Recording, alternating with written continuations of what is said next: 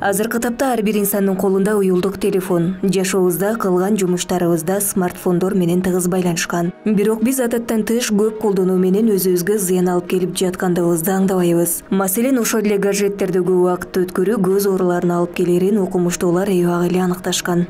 Албетте бул терс таасири бар. Неге дегенде, өзү Кудайым биздин көзүбүздү жаратканда, биз любой объектти чагылган нуру аркылуу көрөбүз да. Предметке нурлар түшүп, андан чагылып, анан биздин көзүбүзгө келет. Бул физиологический деп коет бул нерсени. Смартфондор экран болгондуктан ал өзү нурларды чыгарат. Ал күндөн келген нурлар ал жака түшүп, чагылбай эле ал өзү продукция кылат. Ошол нурларды терс таасири бар. Эрежеси менен колдонуш керек. Смартфондун ичинде настройкалар бар. Көз үчүн комфортный режим деген. Ошого өткөрүп алсаңыздар, неге дегенде смартфон өзү негизи көк нурларды чыгарат.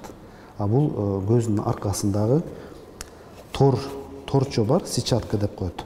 Ошого терс таасири бар.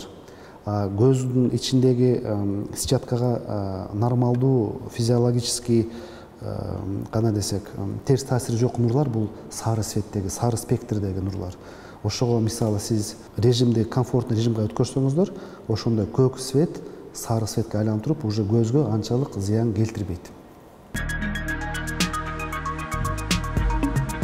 Адистер норма боюнча көздү 1 мүнөттө 18 жолу ийирмеш керек деп айтышат. Бирок планшет же телефонду тиктеп отурган учурда мындай талап аткарылбайт. Мүнөтүнө 3-4 жолу гана ачып жумган кезде көз кургай баштайт. Жана бул олуттелүү оору. Анда көз талып, жашагып, шамалды, ысык, соокту, күндүн нурун такыр эле сүйбөй калат. Андыктан смартфонду колдонууда тизмектелген эрежелерди сактоо маанилүү. Анан дагы айта турган нерсе, негизи биз смартфонду кармаганда аябай жакын кармайбыз көзүбүзгөчү. Көздүн ичинде момундай чечекей бар. Ошол чечекей аркылуу биз фокусту узакка дагы алабыз, и жакынга дагы. Өзү негизи покой деп коет. Баягы чечекей иштебей турган кезде биз фокусту алыска алабыз. Демек, алысты көрүш үчүн биздин көзүбүз эч кандай иш кылбайт, ичиндеги булчуңдар иштебейт. Анан жакындагы нерсени карасак, көздүн чечекейди кармай турган булчуңдар бар. Ошол булчуңдар иштеп туруп, фокусту алып туруп, анан уже жакынга чечекей формасын өзгөртөт. Более мындай томолок форманы алат да, ошол менен фокусту жакынга алабыз. Анан биз смартфонду колдонгондо бир 5-15 мүнөт колдонбойбуз да, саат менен отурабыз. Ошондо мына булчуңдар дагы чарчайт, өзүнүн энергиясын кетирет. И күч келгендиктен мына көз минуска айланып кетиши мүмкүн.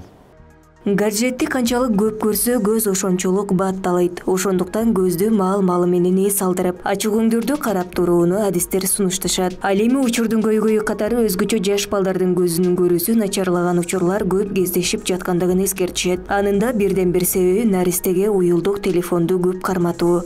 Айрыкча кичинекей балдардыкы аябай тез кездешет. Ошого мен ата-энелерге суранат элем, балдарыңарга телефонду бергенде өз эрежеси менен. Мисалы, негизи мындай литератураны окусак, 3 жашка чейинки балдарга такыр телефонду бербегенге ушундай закон бар да, бербеш керек деген. Бул не только көзгө терс таасир, психологиялык терс таасири болушу мүмкүн. Телефонду көп кармаган балдар кечирээк сүйлөйт экен, кечирээк башкалар менен кызыгат экен, кечирээк башка адамдар менен кандайдыр контакт түзөт да.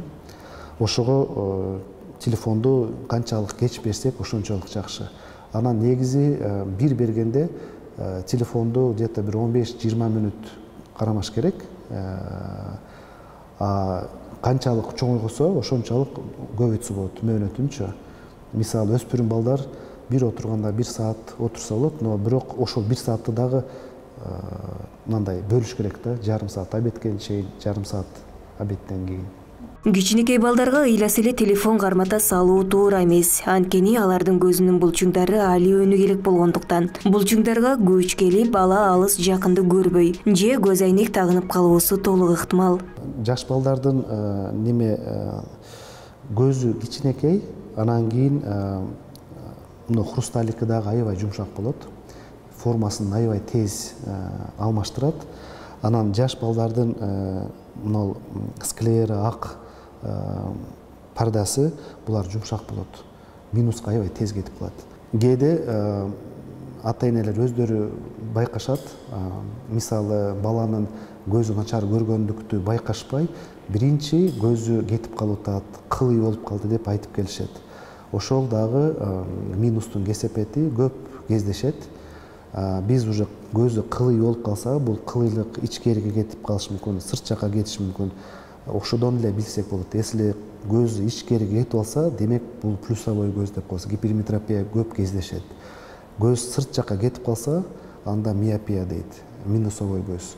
Ошол кылый көздү очки менен түздөсө болот. Аракет кылса болот. Если көз айнек менен түздөлүп кетсе, анда ошол көз айнек менен жүрө берет. Көз айнек жардам бербесе, анда 6 жаштан кийин операцияны сунуштайбыз. Смартфонду колдонууда алардан чыккан зыяндуу нурдан көздү сактоо үчүн биринчи кезекте убактысы менен болушунча азыраак колдонууга аракет кылуу. Ошону менен катар эле коргоочу көз айнек тагынуу да маанилүү. Сырттан келген ультрафиолет, анан ультрафиолет излучением экрандар деле ультрафиолет чыгарат. Ошонун тосот, ошону колдонуш керек, шарт болсо. Бирок аны колдонуп туруп, мен уже очкини тактым, демек мага кандайдыр терс таасир болбойт деп кечке кармаш болбойт. Баары бир өз мөөнөтү менен, өз режими менен мен сунушум телефонду караганда хотя бы бир жарым сааттан кийин алып коюп туруп, башка иштерди жасап туруп, анан кийин где-то 1 сааттан кайрадан калмаса болот. Ошондо көз баягы ичиндеги чечекей фокусту жакындан алыс калып туруп, уже дем алат бир аз. Көз бул эң назик орган. Ага аяр мамиле кылуу менен жылына бир жолу болсо да текшерүүдөн өтүп туруу керек дейт дарыгерлер. Айнура Машрап кызы, Самат Сайдамат уулу, Аруу таң көрсөтүүсү.